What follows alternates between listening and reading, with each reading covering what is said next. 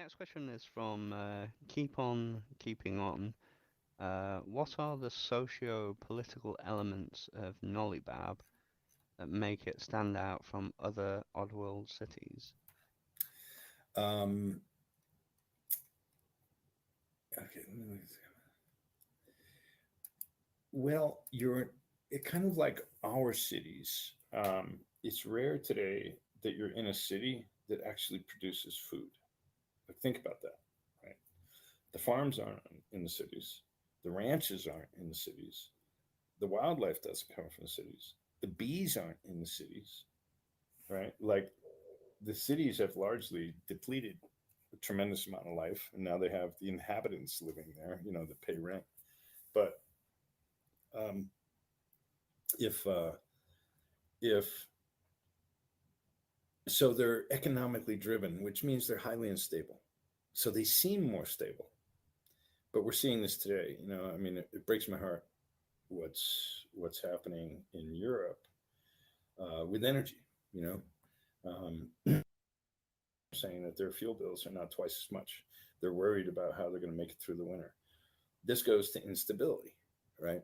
If you were talking to uh, indigenous tribes, they go, well, yeah, that's a thing, but you need to be able to be flexible for that. And so I think it's a really, if you think about it as cities, we could say no, cities are very stable.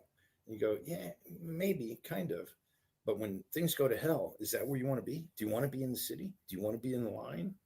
If it's food lines or something, personally, this is the last place I want to be, because it doesn't have people growing food in their backyard. It doesn't have nearby farmers. It doesn't. The food is not there. So the only thing that's keeping the city alive, because I don't know, my dad was in nuclear subs or something in the '60s. A very turbulent time.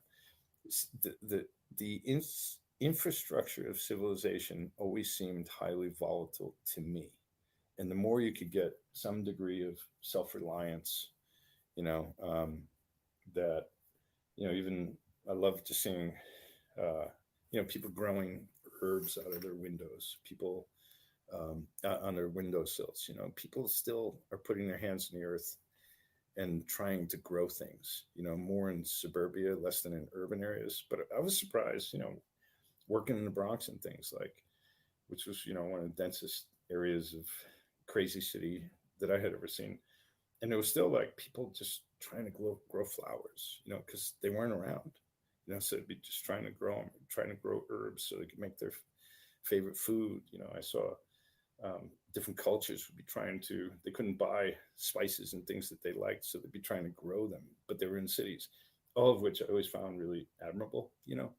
But it just goes to uh, cities are economically based and they depend on power grids and lots of other forms of technological um, infrastructure to sustain them. And Hmm. really, a city's footprint could take up a whole country versus how much it consumes, you know? So if you look at like China now, South America, the cities with 20, 30 million people in them. And certainly the food that supplies them, the water that they get, is not originating in their village, right? In their town. So that just goes to instability. And I would say that's what really makes Nolybab stand out, because it's one of the biggest. But I think all cities share that vulnerability. Awesome. Thank you very much for that. You bet.